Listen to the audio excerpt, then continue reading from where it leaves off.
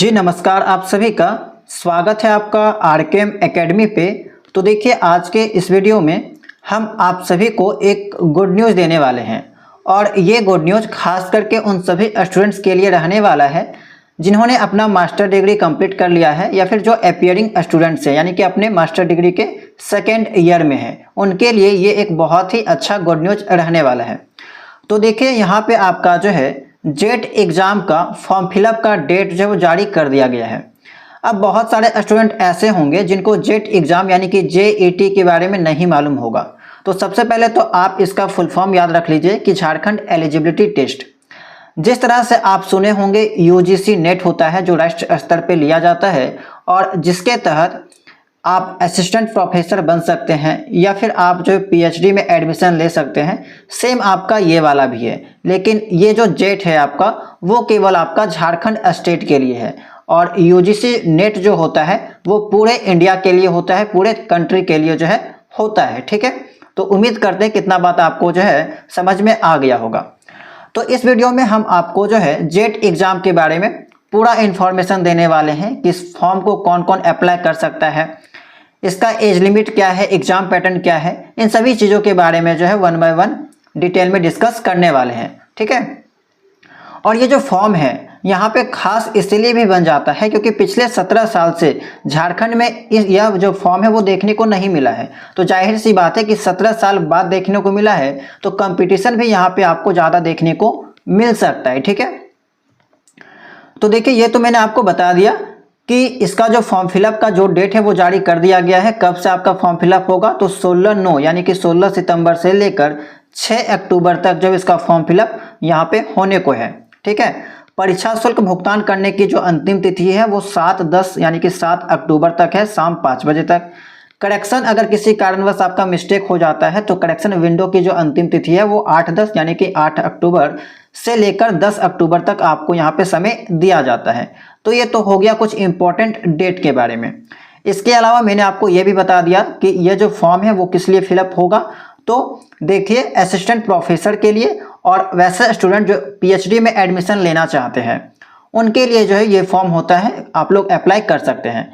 अच्छा, ये चीज़ ध्यान दीजिएगा कि आप केवल इस फॉर्म के तहत, ठीक है, अगर इस एग्ज़ाम में पास हो जाते हैं तो इसके तहत केवल झारखंड के यूनिवर्सिटी एंड कॉलेज में ही आप एडमिशन ले सकते हैं पीएचडी के लिए, और झारखंड के यूनिवर्सिटी एवं जो कॉलेज है उसी के अंतर्गत आप असिस्टेंट प्रोफेसर के लिए अप्लाई कर सकते हैं। ठीक है, इससे बाहर आप जो है झारखंड के बाहर अप्लाई नहीं कर पाइएगा।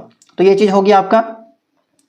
यहाँ पे देखिए, एक न्यूज़पेपर का कटिंग है, इससे भी आपको बहुत कुछ जानकारी मिलेगी। ठीक है, कुछ बेसिक आइडिया लग जाएगा वैसे स्टूडेंट्स के लिए जो इस फील्ड में नया है, जिनको इसके बारे में नहीं पता है। तो ये जो एग्ज़ाम है आपका, ठीक है, जेट का जो एग्ज़ाम है वो आपका जेपीएससी के द्वारा कंडक्ट होता है। जिस तरह यूजीसी नेट का एग्ज़ाम जो है आपका एनटीए के द्वारा होता है, उसी तरह ये जो जेट है आपका जेपीएससी के द्वारा कंडक्ट होता है। ठीक है, अच्छा, इस चीज़ को पढ़ने से पहले हम आपको इसका फ़ायदा बता देते हैं कि अगर आप जेईटी यानी कि जेट का एग्ज़ाम देते हैं तो इससे क्या क्या फ़ायदा आपको मिलेगा। तो पहला चीज़ तो ये है कि टीचिंग करियर, ठीक है, टीचिंग करियर के लिए ये आपका बेस्ट रहने वाला है, अच्छा रहने वाला है। जिस तरह नेट पास करने के बाद आप भारत के किसी भी कॉलेज यूनिवर्सिटी में असिस्टेंट प्रोफेसर बन सकते हैं, उसी तरह से जेट पास करने के बाद आप झारखंड के किसी भी कॉलेज यूनिवर्सिटी में असिस्टेंट प्रोफेसर बन सकते हैं। दूसरा चीज़ तो बता दिए कि पीएचडी में एडमिशन के लिए फ़ायदेमंद होगा। इसके अलावा यहाँ पे आपको जो फेलोशिप है वो भी देखने को मिलता है। जिस तरह वहाँ पे जीआरएफ होता है यूजीसी नेट में, उसी तरह से यहाँ पे भी आपको फेलोशिप देखने को मिलेगा जो लगभग आपका यहाँ पे 22,500 के करीब देखने को मिलता है। इसके अलावा अगर आप इसे पास कर लेते हैं तो बहुत जगह भी आपको काम मिल सकता है, सरकारी या फिर पीएसयू जॉब्स वगैरह में भी आपको जो काम मिलता है। ठीक है, एकेडमिक हो गया या फिर रिसर्च जो फील्ड होता है वहाँ पे भी आपको काम वगैरह जो है वो देखने को मिलेगा। ठीक है, तो इतना बात आपको जो है वो समझ में आ जानी चाहिए। अच्छा, ये जो एग्ज़ाम है खास इसलिए बन रहा है क्योंकि 17 साल के बाद होने जा रही है। 17 साल बाद होगी झारखंड पात्रता परीक्षा।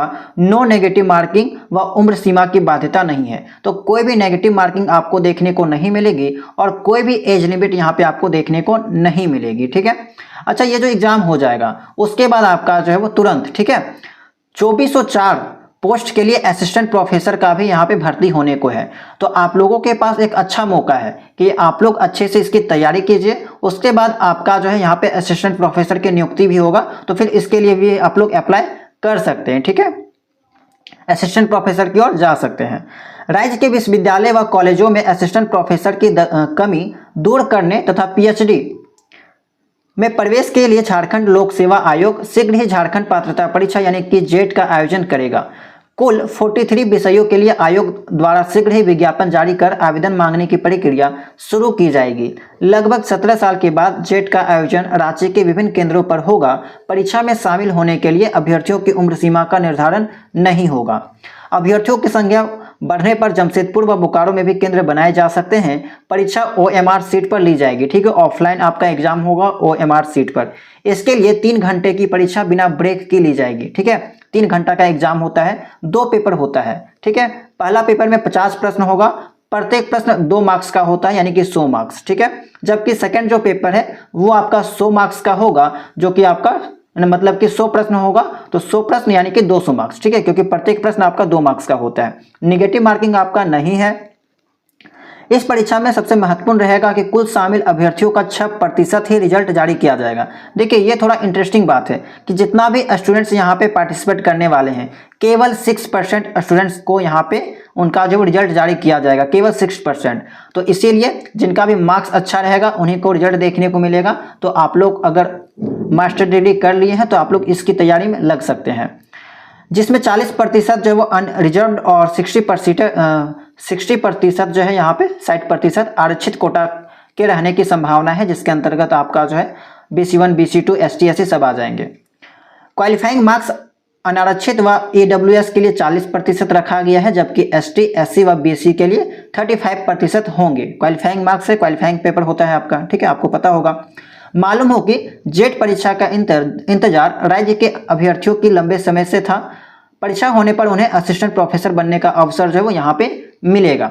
ठीक है, JPSC असिस्टेंट प्रोफेसर पात्रता व PhD एंट्रेंस के लिए अभ्यर्थियों से मांगेगा आवेदन। तो किस लिए मांगा जा रहा है? तो असिस्टेंट प्रोफेसर के लिए और PhD एंट्रेंस के लिए।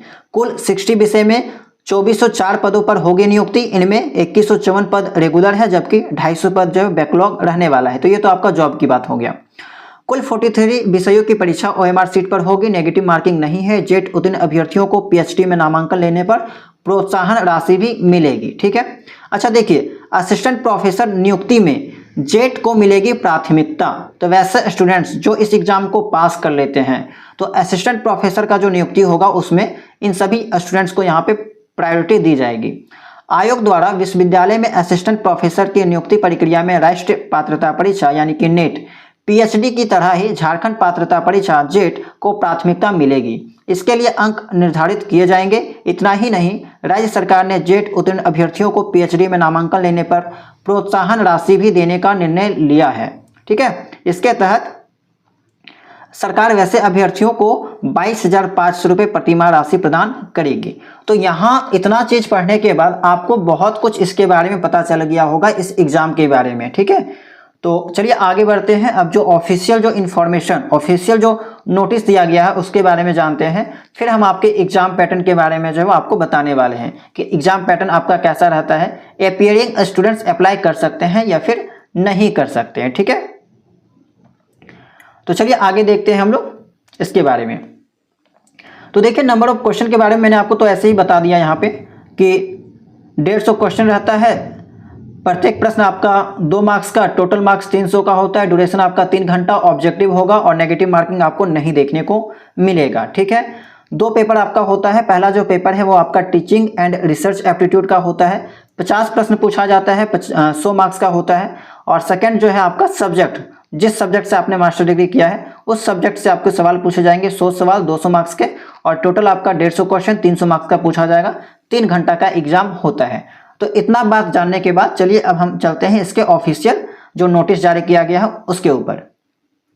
तो ये है आपका जेट एग्जाम का ऑफिशियल नोटिस, जो कि JPSC के ऑफिशियल साइट पे अपलोड किया गया है। तो चलिए जो भी काम की बातें हैं वो हम आपको बता देते हैं। तो इम्पोर्टेंट डेट के बारे में मैंने आपको बता दिया है। ठीक है, आगे अगर आप बढ़िएगा तो यहाँ पे आप देख सकते हैं कि OMR सीट पे आपका एग्जाम होगा, ऑनलाइन नहीं होगा। ठीक है। The test will consist of 2 papers, both the papers will consist of objective type multiple choice question, ठीक है। कोई भी आपको नेगेटिव मार्किंग देखने को नहीं मिलेगा।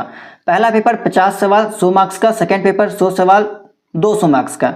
टोटल टाइमिंग जो आपको मिलेगी वो 180 मिनट यानी कि 3 घंटे की टाइमिंग मिलेगी, ठीक है। क्या क्या पूछा जाएगा, तो वही चीज़ जो मैंने आपको अभी बताया कि टीचिंग एंड रिसर्च एप्टीट्यूड से रिलेटेड सवाल आपको 50 सवाल देखने को मिलेंगे, और जो भी आपका मेन सब्जेक्ट है जिसको आपने मास्टर डिग्री में पढ़ा है उससे सवाल आपको देखने को मिलेगा, ठीक है, सब्जेक्ट से।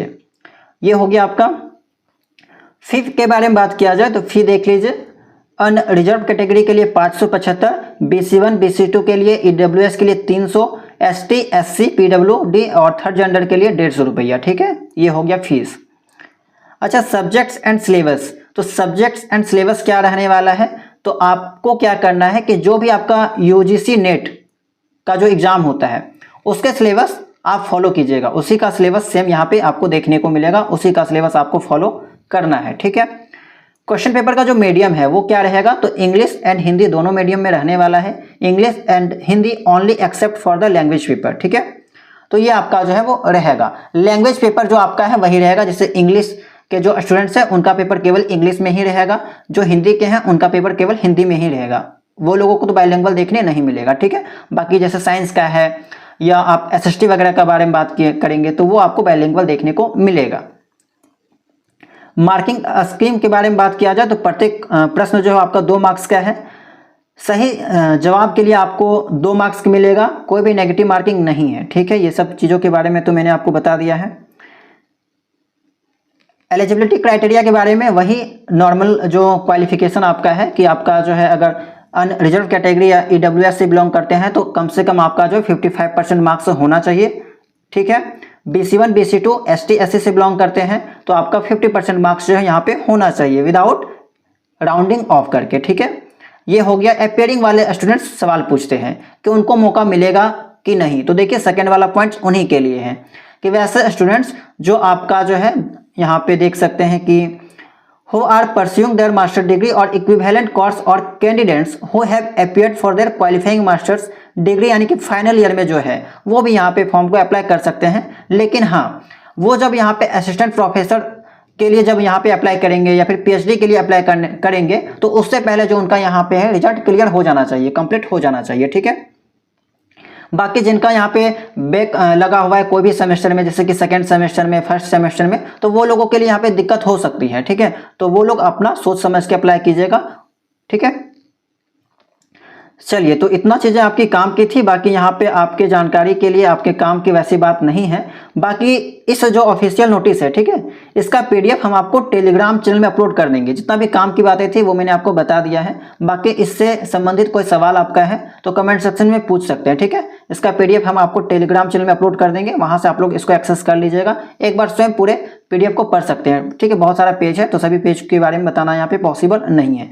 जो भी काम की बातें थे वो मैंने आपको बता दिया, ठीक है। अच्छा, एक चीज़ ये भी देख लीजिए कि वैसे स्टूडेंट्स जो पहले जेट क्लियर कर चुके हैं उनको यहाँ पे अप्लाई करने की आवश्यकता नहीं है। तो ये तो वैसा ही नॉर्मल सी बात हो गया और बहुत कम ही स्टूडेंट्स ऐसा आपको देखने को मिलेंगे, ठीक है। तो चलिए, इस वीडियो में इतना ही। उम्मीद करते हैं कि ये जानकारी आपकी काम की लगी होगी। तो आप लोग चैनल में नए होंगे तो चैनल को सब्सक्राइब कर लीजिएगा, बेल आइकन को ऑन कर लीजिएगा। और आगे भी अगर आप टीचिंग फील्ड से जुड़े हुए हैं तो चैनल आपके लिए बहुत ही फायदेमंद रहने वाला है। कोई भी टीचिंग से रिलेटेड वैकेंसी आती है तो हम आपको जो है यहाँ पे अपडेट करते रहते हैं, ठीक है। तो चैनल को सब्सक्राइब करके बेल आइकन को ऑन कर लीजिएगा। टेलीग्राम चैनल से नहीं जुड़े होंगे तो ज्वाइन कर सकते हैं। तो चलिए, मिलते हैं हम लोग नेक्स्ट वीडियो में किसी नई जानकारी के साथ।